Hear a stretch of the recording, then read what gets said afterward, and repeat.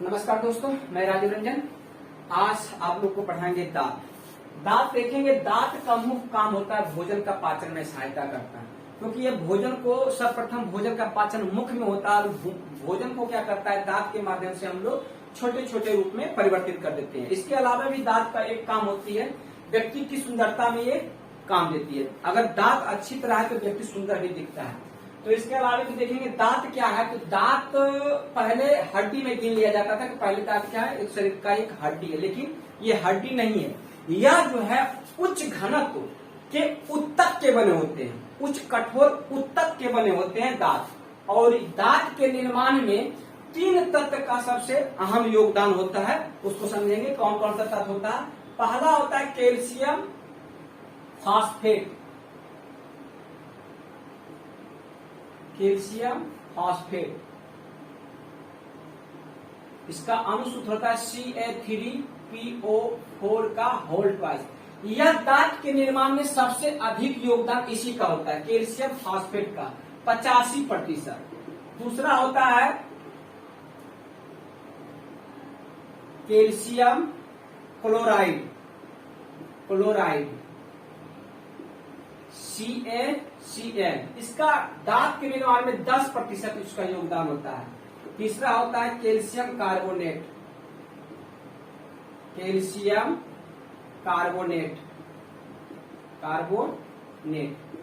CaCO3 5%। तो ये दांत के निर्माण में यह 3 तत्व का अहम योगदान होता है। इन 3 तत्वों को मिलने से दांत बना है। दांत हड्डी नहीं है, पहली बात।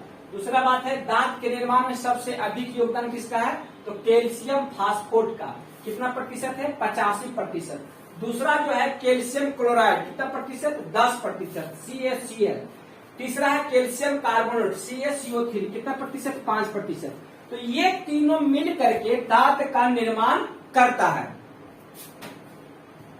दांत के निर्माण में इन तीनों का अहम योगदान होता है। दांतों के अध्ययन को हम लोग ओडोंटोलॉजी कहते हैं।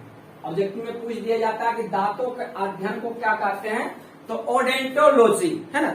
और दांत का जो क्षरण होता है, दांत की जो टूट फूट होती है, वो फ्लोरीन गैस के कारण होती है। किस गैस के कारण, फ्लोरीन गैस के कारण। ये ऑब्जेक्टिव में पूछ दिया जाएगा।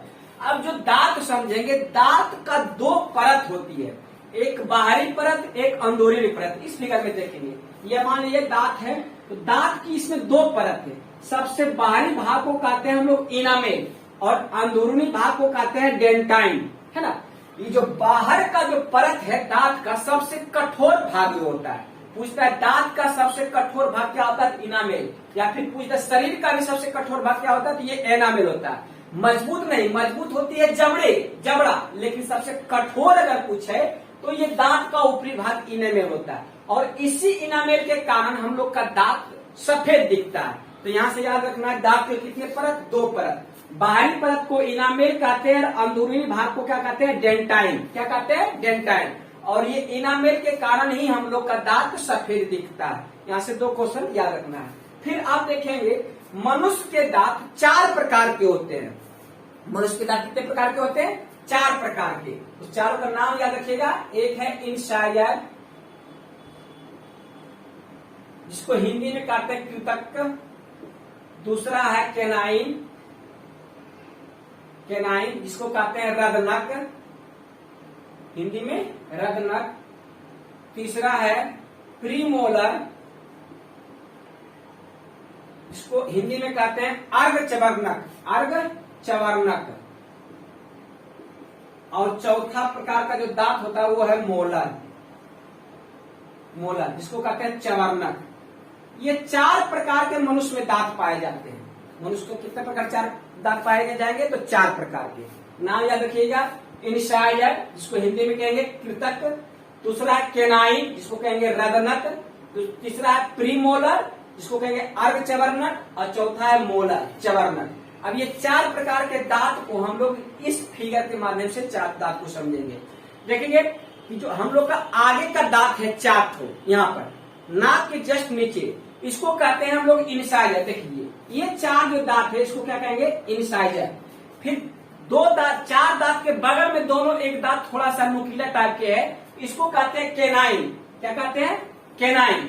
उसके बाद का जो दो दांत है इसको कहते हैं प्रीमोलर। क्या कहेंगे? प्रीमोलर। और लास्ट में जो तीन दांत होता है इसको कहेंगे, तीन दांत इधर तीन दांत इधर, क्या करेंगे? इसको मोलर। तो ये चार, ये दांत का वैरायटी है, दांत का प्रकार है चार। अब इसमें देखेंगे, एक बार फिर से देखेंगे कौन सा दांत। पहले देखेंगे इंसाइडर। क्या देखेंगे? चार दांत नीचे, चार दांत ऊपर। तो कितना संख्या हो जाएगा इंसाइडर का? चार ठो क्या है नीचे, और फिर चार को क्या हो जाएगा ऊपर। तो 4 + 4 कितना हो जाएगा? ये 8 हो जाएगा।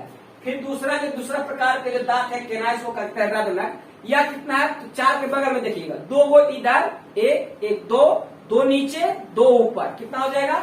2 + 2 बराबर कितना हो जाएगा? 4 दांत।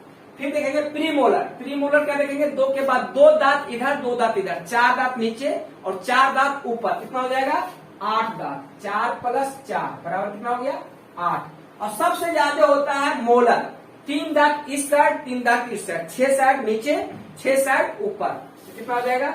6 + 6 बराबर 12। जोड़ के देखिएगा, ओवरऑल कितना हो जाएगा? 32 दांत हो जाएगा। कितना दांत हो जाएगा? 32 दांत होगा।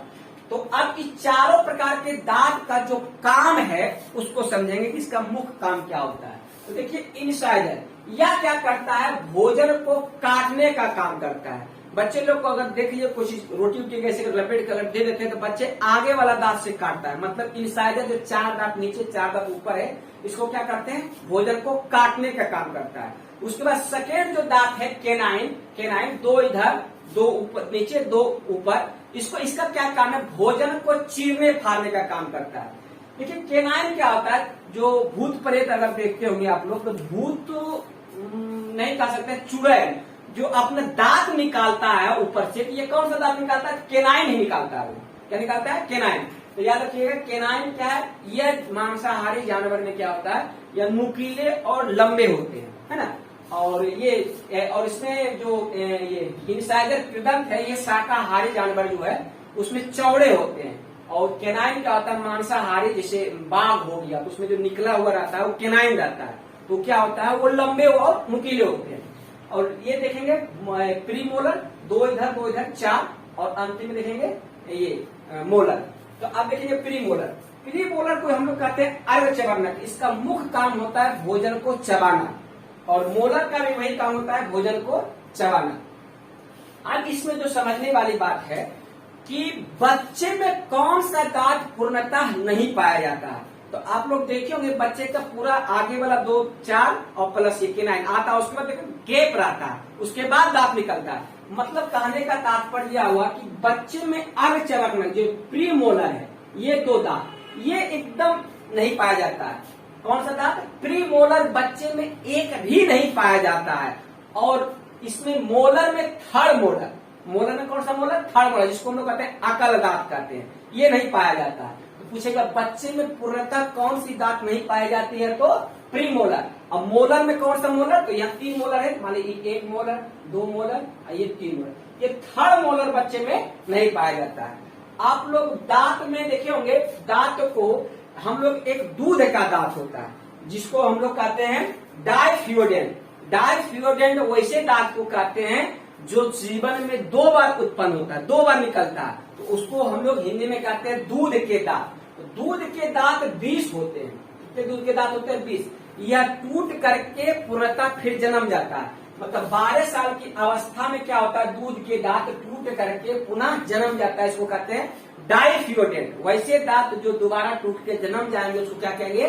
डायफ्यूडेंट। और वैसे दांत जो एक ही बार जन्मता है उसको कहते हैं मोनोफ्यूडेंट। जैसे ये अक्ल दांत जो थर्ड मोलर है, इसको कहते हैं हम लोग अक्ल दांत, ये मात्र एक ही बार जन्मता है। तो इस पर थोड़ा सा याद रखिएगा, डायफ्यूडेंट और मोनोफ्यूडेंट। मोनो मतलब होता है एक, जो जीवन में एक ही बार जन्मेगा। डायफ्यूडेंट वैसे दांत को कहेंगे जो जीवन में 2 बार जन्मेगा, जिसको हम लोग कहते हैं दूध के दांत। दूध के दांत कितने होते हैं? 20 या 12 साल की अवस्था तक ले टोटल दांत टूट करके फिर नया दांत जन्म जाता है। और इसी में एक क्वेश्चन और पूछ लिया जाता है कि मनुष्य में कितने दांत होंगे? तो 32। लेकिन यहाँ से एक क्वेश्चन पूछ लिया जाता है कि मनुष्य के जीवन काल में कुल कितने दांत होते हैं? तो देखिए 32 दांत को होता है मनुष्य में, लेकिन उसके जीवन काल में 20 दांत टूटा और 20 दांत फिर क्या होता है? जन्म जाता है। तो कितना हो जाएगा टोटल? मनुष्य के जीवन काल में कितना दांत निकल गया? 52 दांत। अगर पूछ दे मनुष्य के जीवन काल में कुल कितने दांत होते हैं तो 52, और सीधे पूछ दे मनुष्य में कितने दांत होते हैं तो 32 है। यहाँ से 2 क्वेश्चन। अब देखेंगे डेंटल फार्मूला। डेंटल फार्मूला क्या होता है, पूरा दांत का 1/4 भाग लिखा जाता है। पूरा दांत का अगर देखेंगे तो ये क्या है, दांत का आधा भाग मतलब निचला सेट है, और इसको अगर हाफ कर दिया जाए तो डेंटल फार्मूला में बदल जाता है। मान लीजिए एक पूरा भाग है, इसको क्या कर दिए, हाफ कर दिए, तो ये डेंटल फार्मूला लिखा जाएगा। देखेंगे कौन सा, वयस्क में। पहले वयस्क में देखेंगे, मतलब कि जो वयस्क मनुष्य है उसका डेंटल फार्मूला क्या होता है।